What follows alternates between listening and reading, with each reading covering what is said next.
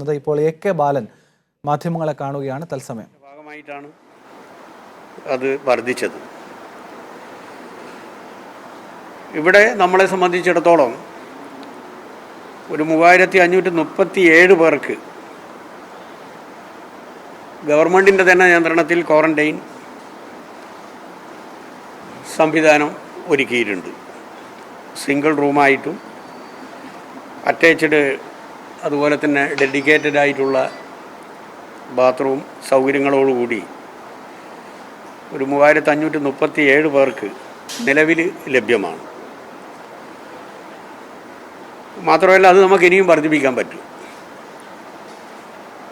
ഇവിടെ ഇപ്പം 4-5 മുതൽ 8-5 വരെയുള്ള ഈ തീയതികളിൽ, അതായത് നമ്മൾ പുറത്തുനിന്ന് വരുന്ന നമ്മുടെ മലയാളി സുഹൃത്തുക്കളുടെ വരവുമായി ബന്ധപ്പെട്ടുകൊണ്ട് ഇളവ് വരുത്തിയതിന് ശേഷം 2825 പേരാണ് വന്നത്. ഇതിൽ റെഡ് സോണിൽ നിന്ന് വന്നവർ 1288 പേരുണ്ട്. അപ്പോൾ 1258 പേർ റെഡ് സോണിൽ നിന്നും ബാക്കിയുള്ള 1600ഓളം പേർ അല്ലാത്ത വിഭാഗങ്ങളിൽ നിന്നുമാണ്. ഇവരൊക്കെ ഇപ്പോൾ ഗവൺമെൻറ് സൗകര്യമൊരുക്കിയ ക്വാറന്റൈൻ സെൻറ്റേഴ്സിലും അതുപോലെ തന്നെ വീടുകളിലെ ഹോം ക്വാറന്റൈനിലുമാണ് ഇപ്പോൾ ഉള്ളത്. അപ്പോൾ ഹോം ക്വാറന്റൈനിലുള്ള ആൾക്കാരെയും അതുപോലെ തന്നെ റെഡ് സോണിൽ നിന്ന് വന്നവരെയും പ്രത്യേകം നിരീക്ഷിക്കുന്നതിനുള്ള സംവിധാനവും ഉണ്ടാക്കിയിട്ടുണ്ട്. അപ്പോൾ ചരക്ക് ഗതാഗതവുമായി ബന്ധപ്പെട്ടുകൊണ്ട് ആവറേജ് 1600 മുതൽ 1800 വാഹനങ്ങൾ പെർ ഡേ വരുന്നുണ്ട്. അപ്പോൾ ഇങ്ങനെ വരുന്ന ആൾക്കാരിൽ, ഈ വരുന്ന വാഹനങ്ങളിൽ സ്വാഭാവികമായും 1-2 ജീവനക്കാർ കൂടി ഉണ്ടാകും. അപ്പം അങ്ങനെ വരുമ്പോൾ ഒരു 3000-3500 ചരക്ക് ഗതാഗതവുമായി ബന്ധപ്പെട്ടുകൊണ്ടുള്ള ജീവനക്കാരും അതുപോലെ തന്നെ പാസഞ്ചേഴ്സായിട്ടുള്ള ഒരു 3000ഓളം ആൾക്കാരും വരുമ്പോൾ ഒരു വലിയ റിസ്ക് നമ്മുടെ ജില്ലക്കുണ്ട് എന്നുള്ളത് നമ്മൾ കാണേണ്ടതായിട്ടുണ്ട്. ഇത് ഒരു ഗൗരവമുള്ള പ്രശ്നമാണ്. ഇവിടെ പോലീസ് വളരെ ശക്തമായിട്ടുള്ള നിലപാടിപ്പോൾ എടുക്കുന്നുണ്ട്. ഒപ്പം എക്സൈസും ഫോറസ്റ്റും റവന്യൂ ഉദ്യോഗസ്ഥന്മാരും വളരെ സജീവമായി രംഗത്തുണ്ട്. തദ്ദേശ സ്വയംഭരണ സ്ഥാപനങ്ങളും അതിൻ്റെ തന്നെ കീഴിലുള്ള വാർഡ് തല കമ്മിറ്റികളും ഏത് ഘട്ടത്തെയും നേരിടാൻ പറ്റാവുന്ന രൂപത്തിൽ സജ്ജമാണ്. ഇപ്പോൾ പുറത്തുനിന്ന് വരുന്ന ഈ വാഹനങ്ങളിൽ അവിടെ നമ്മളിപ്പോൾ ഒരു ടെസ്റ്റ് നടത്തിയിട്ടല്ല ഇങ്ങോട്ടേക്ക് വിടുന്നത്. അപ്പം അതുകൊണ്ട് തന്നെ ഗവൺമെൻറ്റിൻ്റെ നിബന്ധനകളും നിർദ്ദേശങ്ങളും പരിപൂർണമായും പാലിച്ചു പോകണം. രോഗലക്ഷണമുള്ളവർ ഗവൺമെൻറ്റിൻ്റെ ക്വാറന്റൈൻ സെൻറ്റേഴ്സിൽ തന്നെ പോകണം. അല്ലാത്തവർ ഹോം ക്വാറൻറ്റൈനിലും പോയാൽ മതിയാവും. പക്ഷേ ഇവർ ഹോം ക്വാറൻറ്റൈനിൽ നമ്മൾ ഉദ്ദേശിക്കുന്ന രൂപത്തിൽ ഈ നിബന്ധനകളൊന്നും പാലിച്ചിട്ട് താമസിക്കുന്നില്ല എന്നുള്ളതാണ് ഒരു പരമാർത്ഥം. എന്തായാലും പുറത്തു നിന്ന് വന്നല്ലോ, ഇനിയൊന്നും പേടിക്കേണ്ടതില്ല എന്ന രൂപത്തിൽ വളരെ ലാഘവത്തോടുകൂടി കാണുന്നുണ്ട്. അത് അപകടം വിളിച്ചു വരുത്തുന്നതായിരിക്കും. രോഗലക്ഷണമുള്ളവർ ഗവൺമെൻറ് നിശ്ചയിച്ച ക്വാറൻറ്റൈൻ സെൻറ്റേഴ്സിൽ തന്നെ പോകണം. അതിന് ഓരോ പഞ്ചായത്തുകളിലും കേന്ദ്രങ്ങൾ ഐഡൻറ്റിഫൈ ചെയ്തിട്ടുണ്ട്. എന്നാൽ അങ്ങനെ വരുന്ന മലയാളികളായിട്ടുള്ള സുഹൃത്തുക്കൾ, യാത്രക്കാർ, അതിൽ 70 വയസ്സ് തികഞ്ഞവർക്കും കുട്ടികൾക്കും ഗർഭിണികൾക്കും ഈ കുട്ടികളെ അനുഗമിക്കുന്ന രക്ഷിതാക്കൾക്കും ഗവൺമെൻറ് നിശ്ചയിച്ച ക്വാറൻറ്റൈൻ സെൻറ്റേഴ്സിൽ പോകുന്നതിന് പകരം നേരത്തെ തന്നെ അവർക്ക് വീടുകളിലേക്ക് പോകാം. അപ്പോൾ ഒരു ടെസ്റ്റ്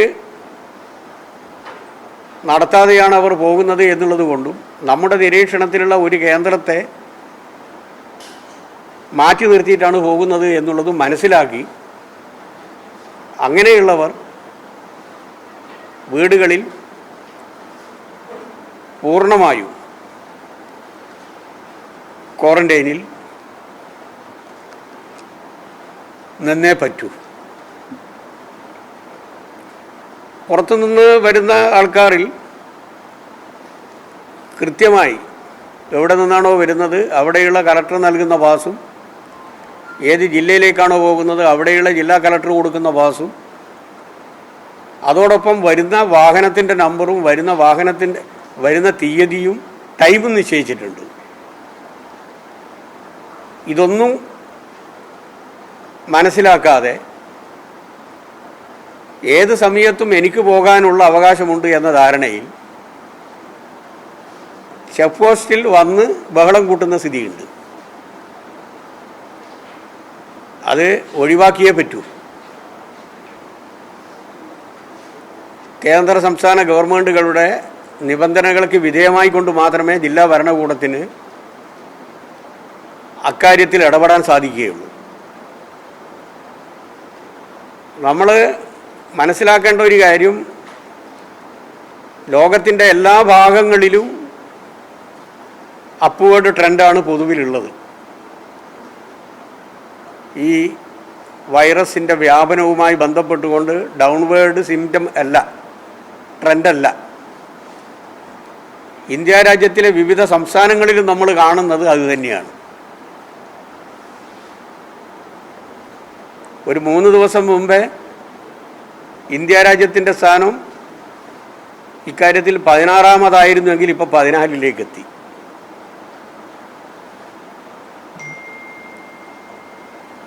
മഹാരാഷ്ട്രയിലും അതുപോലെ തന്നെ ഗുജറാത്തും കഴിഞ്ഞാൽ പിന്നെ നമ്മുടെ അടുത്തുള്ള തമിഴ്നാട്ടിലാണ് ഇപ്പോൾ ഏറ്റവും കൂടുതൽ കേസുകളുള്ളത്. 6009-ലേക്ക് കടന്നു. 40 പേർ മരണപ്പെട്ടു. ഇത്തരം സ്ഥലങ്ങളിലെ ഹോട്ട്സ്പോട്ടിൽ നിന്നും റെഡ് സോണിൽ നിന്നും വരുന്നവർ കേന്ദ്ര സംസ്ഥാന ഗവൺമെൻറ്റുകളുടെ നിബന്ധനകൾക്ക് വിധേയമാകാതെ വന്നു കഴിഞ്ഞാൽ അത് കമ്മ്യൂണിറ്റി സ്പ്രെഡിലേക്ക് പോകുമെന്ന കാര്യത്തിൽ യാതൊരു സംശയവും ഉണ്ടാകരുത്. എൻ്റെ ഒരു പ്രവൃത്തി കൊണ്ട് എൻ്റെ വീടും എൻ്റെ വീടിൻ്റെ പരിസരവും ആ പഞ്ചായത്തും ആ ജില്ലയിലും മൊത്തമുണ്ടാകാൻ പോകുന്ന അപകടം മനസ്സിലാക്കി സ്വയം നിയന്ത്രിക്കാനും സ്വയം അച്ചടക്കത്തിൽ പ്രവർത്തിക്കാനും നമുക്ക് കഴിയണം. അങ്ങനെ കേരള ജനത കാട്ടിയ സന്മനസ്സിൻ്റെ കൂടി ഭാഗമായിട്ടാണ് പൊതുവിൽ അപ്വേർഡ് ട്രെൻഡിലേക്ക് ലോകവും ഇന്ത്യ രാജ്യത്തിലെ വിവിധ സംസ്ഥാനങ്ങളും അനുദിനം കടക്കുമ്പോൾ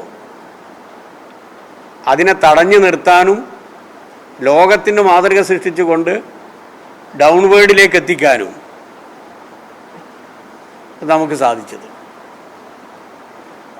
അതുകൊണ്ട് പുറത്തുള്ള നമ്മുടെ സുഹൃത്തുക്കൾ, മലയാളി സുഹൃത്തുക്കൾ, പ്രവാസികളായാലും അല്ലെങ്കിൽ ഇന്ത്യ രാജ്യത്തിൻ്റെ വിവിധ സംസ്ഥാനങ്ങളിൽ നിന്ന് ഇവിടെ വരുന്നവരായാലും അവർക്ക് ഇവിടെ വരുന്നതിന് എല്ലാ അവസരവും ഗവൺമെൻറ് ഒരുക്കിയിട്ടുണ്ട്. അതേ അവസരത്തിൽ തന്നെ ചില നിബന്ധനകളുമുണ്ട്. ആ നിബന്ധനകൾ പരിപൂർണമായും അംഗീകരിച്ചേ പറ്റൂ. അല്ലാതെ ചെക്ക് പോസ്റ്റിൽ വന്നിട്ട് ബഹളം ഉണ്ടാക്കി സമ്മർദ്ദത്തിൻ്റെ ഭാഗമായി ഇങ്ങോട്ടേക്ക് കടക്കാം എന്ന് ധരിക്കരുത്. അവർക്ക് വരാം. അവർക്കൊരു സമയം നിശ്ചയിച്ചു കൊടുക്കും, ഡേറ്റ് നിശ്ചയിച്ചു കൊടുക്കും. അതിനാകെ അവർ ചെയ്യേണ്ടത് 2 അപേക്ഷ, ഓൺലൈൻ അപേക്ഷ. ഒന്ന് ബന്ധപ്പെട്ട കളക്ടർക്കും കൊടുക്കുക, ഒന്ന് ഇവിടെയുള്ള കളക്ടർക്കും കൊടുക്കുക. അതേ ചെയ്യേണ്ടതുള്ളൂ. അത് ചെയ്യാതെ ഒരു നടപടിയും ഞങ്ങൾക്ക് ബാധകമല്ല എന്ന രൂപത്തിൽ സമീപനം കാട്ടിയാൽ നമ്മൾ ഇതുവരെ ചെയ്തു വെച്ച എല്ലാ പ്രവൃത്തികളും അപകടത്തിലേക്ക് പോകും. ഇവിടെ ഇപ്പോൾ പോലീസ് 4 സെക്ടറുകളായി വിഭജിച്ചിട്ടുണ്ട് ചെക്കപ്പിന് വേണ്ടി. ഈ പോകുന്ന പുറത്തുള്ള സംസ്ഥാനത്ത് നിന്ന് വരുന്ന യാത്രക്കാരെ വഹിച്ചു കൊണ്ടുപോകുന്ന വാഹനങ്ങളെ നല്ല രൂപത്തിൽ ചെക്ക് ചെയ്യാൻ സംവിധാനങ്ങൾ ഉണ്ടാക്കിയിട്ടുണ്ട്. അതിനുള്ളൊരു പ്രധാനപ്പെട്ട കാരണം നമ്മുടെ എൻട്രി പോയിന്റിൽ നമ്മൾ ഒരു രൂപത്തിലുമുള്ള ടെസ്റ്റ് നടത്തുന്നില്ല. ഒരു തെർമൽ പനിയുണ്ടോ ചൂടുണ്ടോ ശരീരത്തിന്, ഇത് മാത്രമേ നോക്കുന്നുള്ളൂ. മറ്റൊരു ടെസ്റ്റും നമ്മൾ നടത്തുന്നില്ല. അപ്പം അതുകൊണ്ട് തന്നെ ഇതിൽ വരുന്ന വാഹനങ്ങളിൽ വരുന്ന ആൾക്കാർ, അതുപോലെ തന്നെ വാഹനവും കർശനമായിട്ടുള്ള പരിശോധനയ്ക്ക് വിധേയാക്കുകയാണ്. ഇപ്പം 4 സെക്ടറുകളിലായി വാളയാർ, ചന്ദ്രനഗർ, ദെൻ ആലത്തൂർ, ദെൻ വാണിയമ്പാറ, ഈ 4 കേന്ദ്രങ്ങളെ അടിസ്ഥാനപ്പെടുത്തി ഒരു പോയിന്റിൽ നിന്ന് മറ്റൊരു പോയിന്റിലേക്കും ആ പോയിന്റിൽ നിന്ന് തന്നെ തിരിച്ചിങ്ങേ പോയിന്റിലേക്കും ഇതിൻ്റെ പരിശോധന ഉണ്ടാവും. അപ്പോൾ ആ പരിശോധനയ്ക്ക് വിധേയമായിട്ട് വാഹനങ്ങൾക്ക് പോകാൻ സാധിക്കും. മാത്രമല്ല, ഇപ്പോൾ റെഡ് സോണിൽ നിന്നോ അല്ലെങ്കിൽ റെഡ് സ്പോട്ടിൽ നിന്നോ വരുന്ന ആൾക്കാരെ വഹിച്ചു കൊണ്ടുള്ള വാഹനങ്ങൾ ഏതാണ് എന്ന് കേരളത്തിൻ്റെ വിവിധ ഭാഗങ്ങളിലേക്ക് പോകുമ്പോൾ ആളുകൾക്ക് മനസ്സിലാക്കാൻ സാധിക്കില്ല, ഐഡൻറ്റിഫൈ ചെയ്യാൻ പറ്റില്ല വാഹനത്തിന്. അപ്പോൾ അങ്ങനെയുള്ള വാഹനങ്ങൾക്ക് 2 സ്റ്റിക്കർ, ഒന്ന് റെഡ് സ്റ്റിക്കർ, അത് റെഡ് സോണിൽ നിന്ന് വരുന്ന വാഹനങ്ങൾക്ക് ഉള്ളതാണ്. കേരള പോലീസ്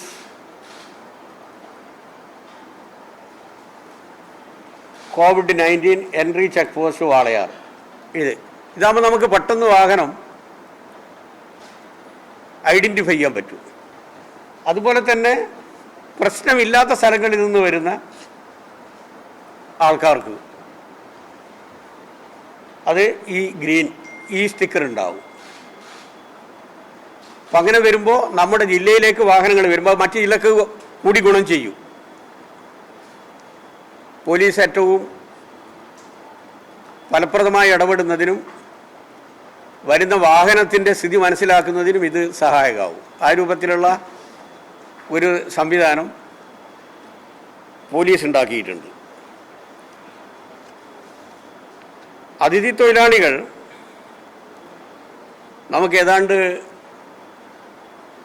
ഒരു 25,000 ചില്ലാനം നമ്മുടെ ജില്ലയിലുണ്ട്. അതിലിപ്പോൾ 1208 അതിഥി തൊഴിലാളികൾ ഇപ്പോൾ ആദ്യത്തെ ഘട്ടം എന്ന നിലയിൽ ഒറീസയിലേക്ക് പോയിട്ടുണ്ട്. അത് 6/5 പോയത്. പിന്നെ ഒരു 87 പേര് നാഗപട്ടണത്തിലേക്കും പോയിട്ടുണ്ട്. അത് നമ്മുടെ KSRTC ബസ് തന്നെ ജില്ലാ ഭരണകൂടം ഏർപ്പെടുത്തിയിട്ടാണ് പോയത്. യഥാർത്ഥത്തിൽ ആരംഭത്തിൽ 17,000-ഓളം വരുന്ന അതിഥി തൊഴിലാളികൾ അവരുടെ സംസ്ഥാനത്ത് പോകാൻ തയ്യാറായിരുന്നു.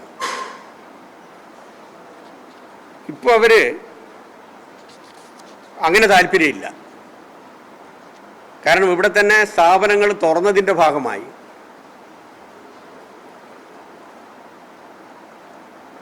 ഒരു 7,208 പേർ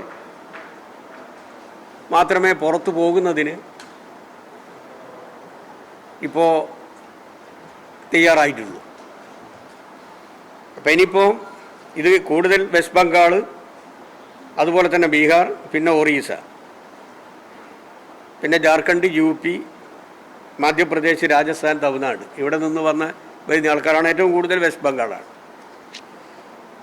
അപ്പോൾ നമ്മൾ വിചാരിച്ചാൽ മാത്രം ഈ തൊഴിലാളികളെ പുറത്ത് നമുക്ക് കൊണ്ടുപോകാൻ പറ്റില്ല. മറ്റ് സംസ്ഥാനം എവിടെയാണോ ഈ തൊഴിലാളികളുള്ളത് ആ സംസ്ഥാന ഗവൺമെൻറ് വില്ലിങ്നെസ് തയ്യാറാക്കണം. അതുപോലെ തന്നെ ട്രെയിൻ സൗകര്യം ഉണ്ടാകണം. അപ്പോൾ എപ്പോഴാണോ ബന്ധപ്പെട്ട സംസ്ഥാനങ്ങൾ സമ്മതം അറിയിക്കുന്നത് ആ സമയത്ത് ഇവരെ നമുക്ക് പുറത്ത് കൊണ്ടുപോകാനുള്ള നടപടി സ്വീകരിക്കും.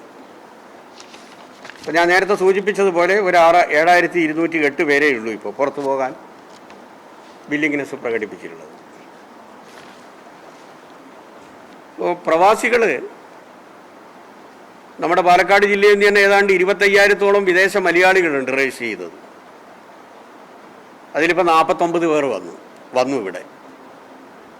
അതിൽ 18 പേർ നമ്മുടെ ഗവൺമെൻറ്റിൻ്റെ ഇൻസ്റ്റിറ്റ്യൂഷണൽ ക്വാറന്റൈൻ സെൻറ്റേഴ്സിലാണുള്ളത്. ശങ്കർ ഹോസ്പിറ്റലാണുള്ളത്, ചെർപ്പളശ്ശേരി.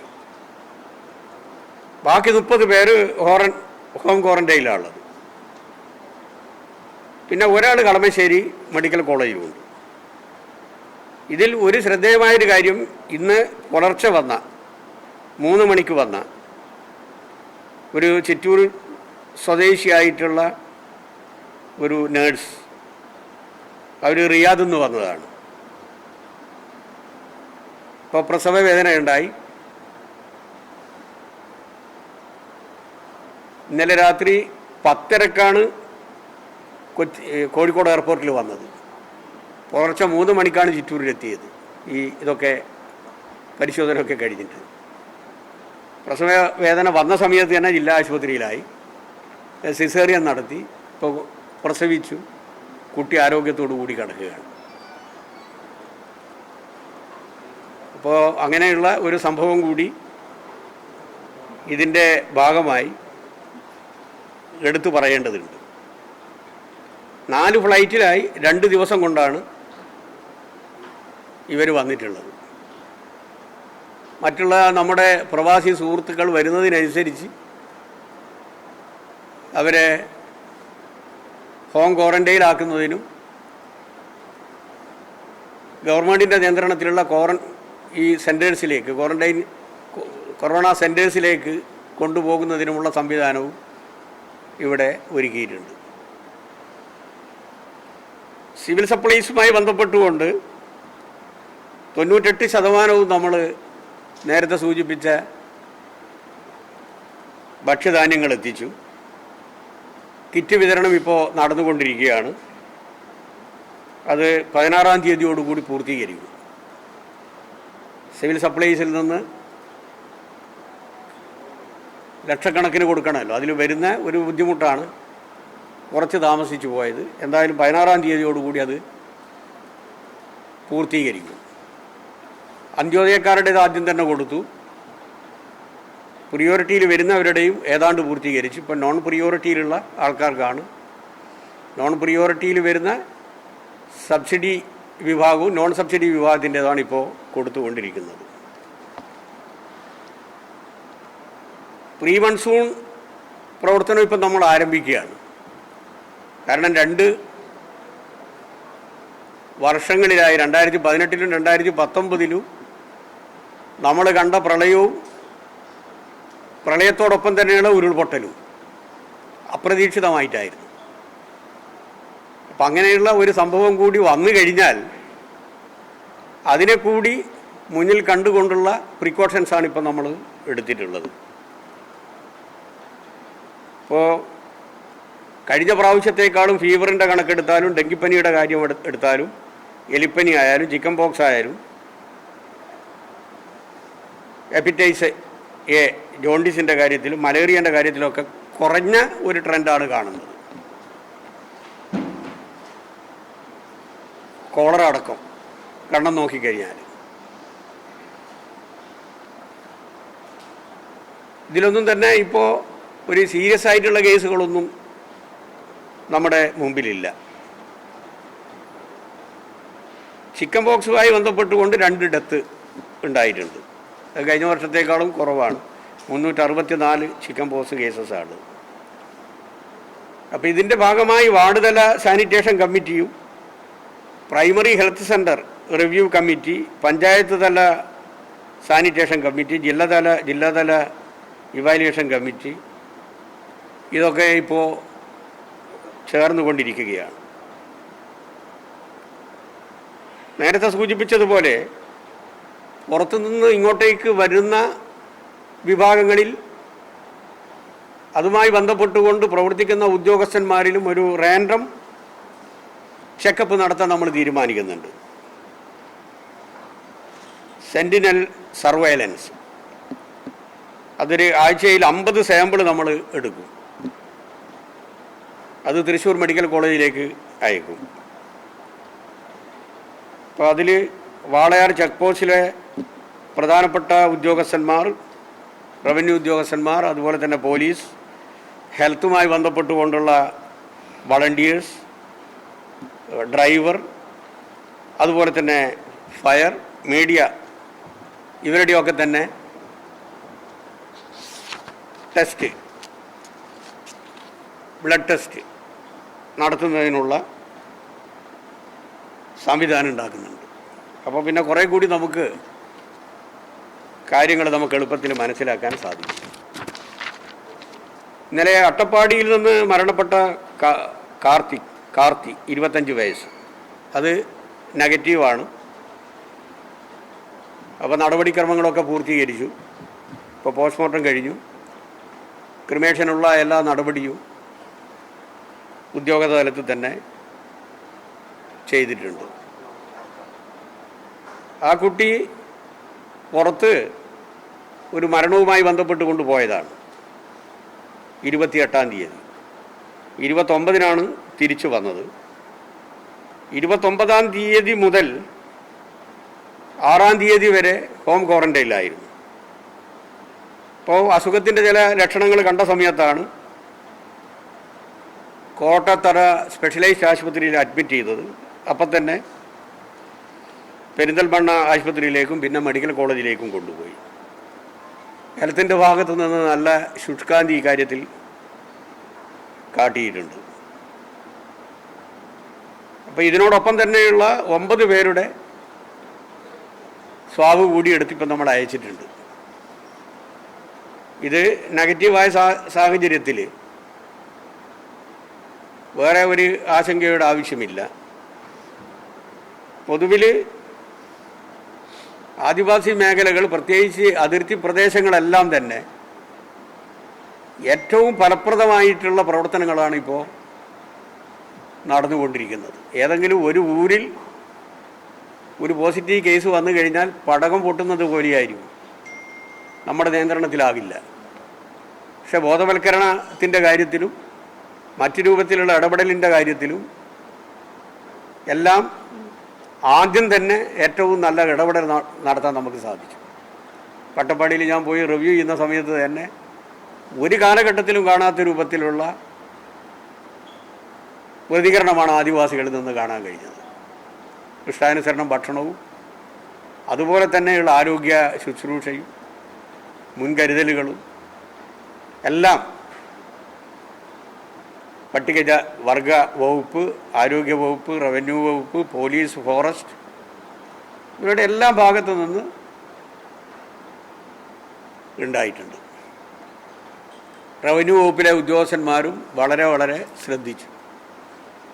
യഥാർത്ഥത്തിലേക്ക് പാലക്കാട് ജില്ലയിലെ പോലീസ്, എക്സൈസ്, ഫോറസ്റ്റ് മാതൃകാപരമായിട്ടുള്ളൊരു പ്രവർത്തനമാണ് ഈ അതിർത്തി പ്രദേശങ്ങളിൽ.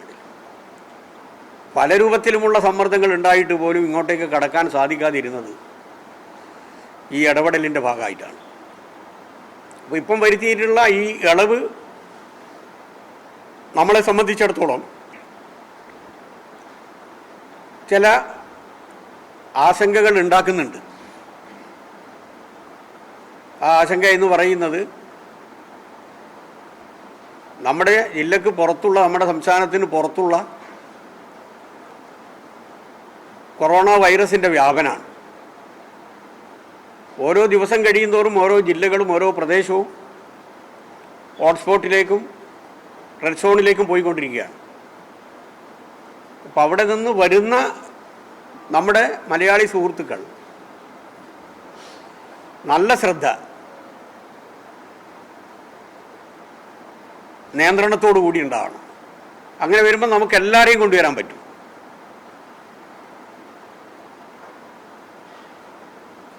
ഒരു ബുദ്ധിമുട്ടും ഉണ്ടാവില്ല. ഇത്രയും കാര്യങ്ങളാണ് ഇതുമായി ബന്ധപ്പെട്ടുകൊണ്ട് സൂചിപ്പിക്കാനുള്ളത്.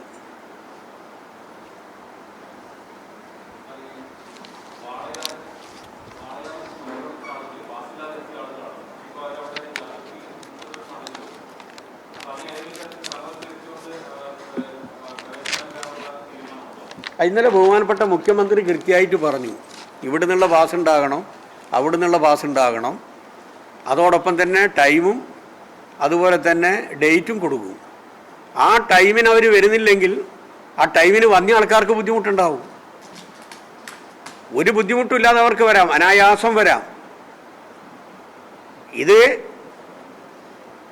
കേന്ദ്ര സംസ്ഥാന ഗവൺമെൻറ്റുകളുടെ നിബന്ധനകളും മാനദണ്ഡങ്ങളും മനസ്സിലാക്കി ഇടപെടുന്നതിന് പകരം എന്നാൽ കുറച്ച് ആൾക്കാർ പോകുന്നുണ്ടല്ലോ, അതിൻ്റെ കൂടെ ഞാനും കൂടി ഇരിക്കട്ടെ എന്ന രൂപത്തിൽ വന്നു കഴിഞ്ഞാൽ ഈ നടപടിക്രമങ്ങളൊക്കെ പൂർത്തീകരിച്ച് ഇങ്ങോട്ടേക്ക് വരാൻ എല്ലാ ഇടപാടും നടത്തിയ ആൾക്കാർക്കായിരിക്കും ബുദ്ധിമുട്ടുണ്ടാകുക. അതുകൊണ്ട് സമ്മർദ്ദത്തിന് വിധേയമായി ഏതെങ്കിലും രൂപത്തിൽ ഇതിൽ ഒരു ഇളവ് വരുത്താൻ ഇന്നത്തെ സാഹചര്യത്തിൽ സാധിക്കില്ല. അവർക്ക് വരാം, ഒരു ബുദ്ധിമുട്ടുമില്ല, കുറച്ച് സമയം എടുക്കേണ്ടി വരും. ഞാൻ പറഞ്ഞല്ലോ, അല്ല അത് തന്നെ ഉണ്ടാവുക, വന്നവരവിടെ നിൽക്കൽ തന്നെ ഉണ്ടാവുക. ഈ നടപടിക്രമങ്ങൾ പൂർത്തീകരിച്ചിട്ടില്ലെങ്കിൽ ആ വന്ന ആൾക്കാരുടെ കൂടെ ഇനി ആൾക്കാർ വന്നവിടെ നിൽക്കൂല. അപ്പം എന്താ ചെയ്യുക?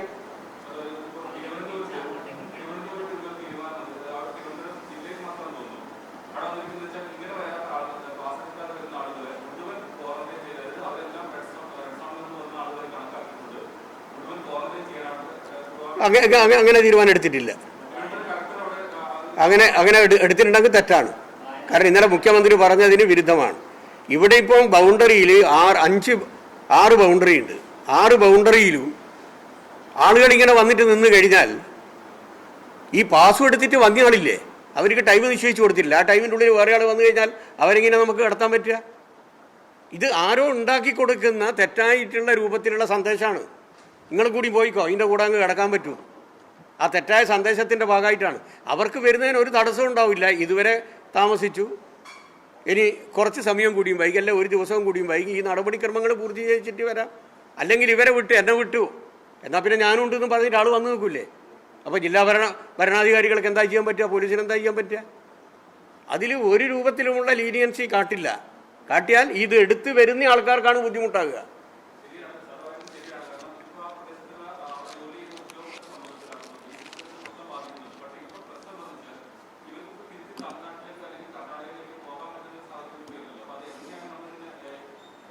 അത് ഇതൊന്നും അറിയാതെ എല്ലാ ആൾക്കാർ വരുന്നത്, ഇതൊക്കെ അറിഞ്ഞിട്ട് തന്നെയാണ് വരുന്നത്. ഇപ്പം അവിടെ വീടുള്ള ആൾക്കാർ ഇങ്ങോട്ടേക്ക് വരുന്നില്ലേ? അറിയാത്തത് കൊണ്ടല്ല, ഇതുമായി ബന്ധപ്പെട്ടുകൊണ്ട് നല്ല അറിവുള്ള ആൾക്കാർ തന്നെയാണ്. പക്ഷേ സമ്മർദ്ദത്തിന് വിധേയമായി ഗവൺമെൻറ് എടുത്തൊരു തീരുമാനം, കേന്ദ്ര സംസ്ഥാന ഗവൺമെൻറ് എടുത്തൊരു തീരുമാനം മാറ്റാം എന്ന സ്ഥിതി വന്നു കഴിഞ്ഞാൽ എങ്ങനെ ഇവിടെ അക്കോമഡേറ്റ് ചെയ്യാൻ പറ്റും? ഇവിടെ ഇപ്പം വരുന്ന ആൾക്കാർക്ക് ഇന്നേ ദിവസം വന്നു കഴിഞ്ഞാൽ അവരെ ഇന്നേ സ്ഥലത്താണ് ക്വാറന്റൈനിൽ കൊണ്ടുപോകേണ്ടത്, ഇന്നേ സ്ഥലത്താണ് അവർക്ക് താമസ സൗകര്യം ഒരുക്കേണ്ടത്, ഇന്നേ സമയത്താണ് അവർ വരിക. ഈ ധാരണയോട് കൂടിയിട്ടല്ലേ പ്ലാൻ ചെയ്യുന്നത്. ഇതെല്ലാം തെറ്റിപ്പോവില്ലേ? ശരി.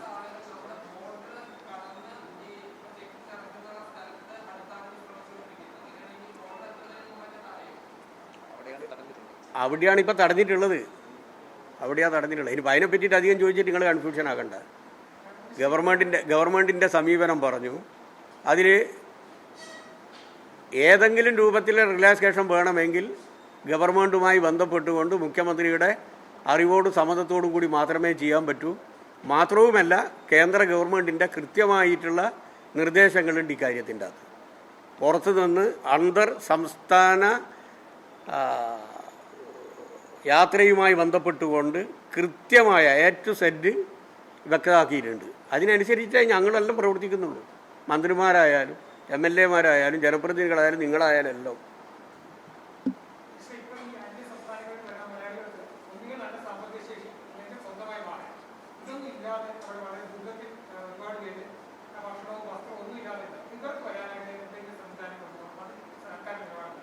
അല്ല, ഇവിടെ വന്നു കഴിഞ്ഞാൽ അവർക്ക് ക്വാറന്റൈനിൽ ഇരിക്കുന്നതിന് ഉള്ള എല്ലാ സംവിധാനവും ഉണ്ട്, ഭക്ഷണ സൗകര്യങ്ങളും ഉണ്ട്, എല്ലാ സൗകര്യങ്ങളും ഇവിടെ ചെയ്തു കൊടുത്തിട്ടുണ്ട്. അതുകൊണ്ട് അക്കാര്യത്തിൽ യാതൊരു ബുദ്ധിമുട്ടുമില്ല. പ്രവാസികളെ അവരവിടെ വരുന്നത് എങ്ങനെയാണ് എന്നുള്ളതിനെ സംബന്ധിച്ച് അവരാലോചിക്കേണ്ടതാണ്. അവിടുന്ന് ഇങ്ങോട്ടേക്കുള്ളതാണ്. അവിടുന്ന് ഇങ്ങോട്ട് ഇപ്പോൾ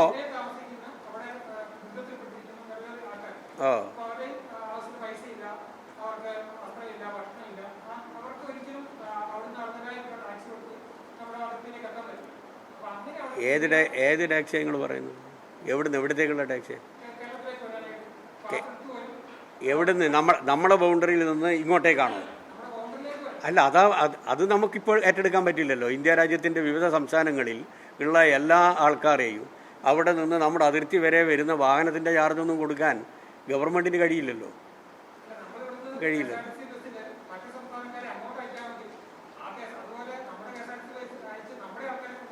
നമ്മുടെ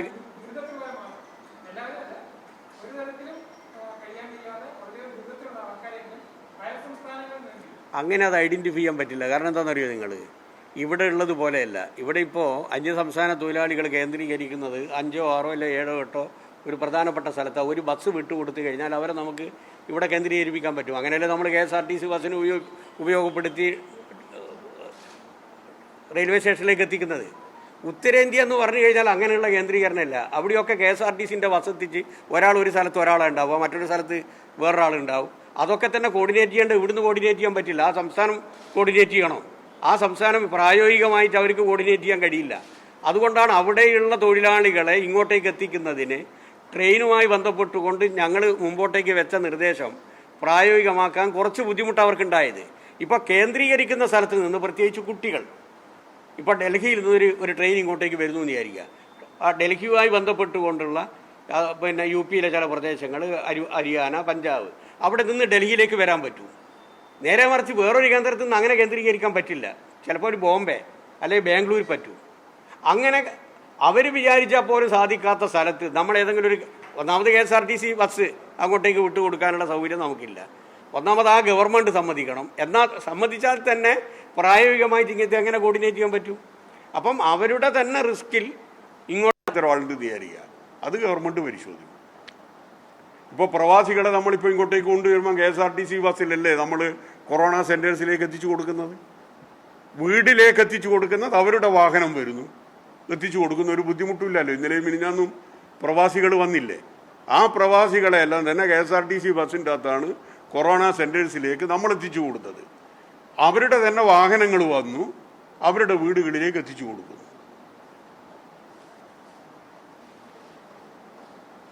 ശരി, ഏതാ പിന്നെ നമ്മുടെ CMDRFിലേക്ക്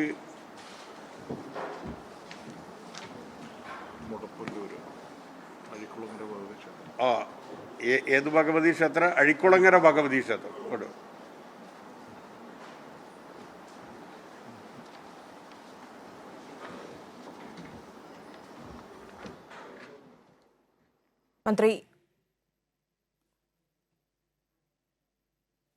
മന്ത്രി AK ബാലൻ മാധ്യമങ്ങളെ കാണുകയായിരുന്നു. ഇതര സംസ്ഥാനത്ത് നിന്നും വരുന്നവർ പാസുകൾ നിർബന്ധമായും കൊണ്ടുവരണം. വരുന്ന ജില്ലയിലെ കളക്ടറുമായും എങ്ങോട്ടാണ് പോകുന്നത് ആ ജില്ലയിലെ കളക്ടർമാരുടെയും സമ്മതം പാസ് വേണം. ഇതിന്റെ അടിസ്ഥാനത്തിലേ വരാൻ സാധിക്കുകയുള്ളൂ. കേന്ദ്ര സംസ്ഥാന സർക്കാരുകളുടെ മാർഗനിർദ്ദേശങ്ങൾ കർശനമായി പാലിച്ചുകൊണ്ട് തന്നെ വേണം അതിർത്തികൾ കടക്കാനെന്നുമാണ് അദ്ദേഹം പറഞ്ഞിരിക്കുന്നത്.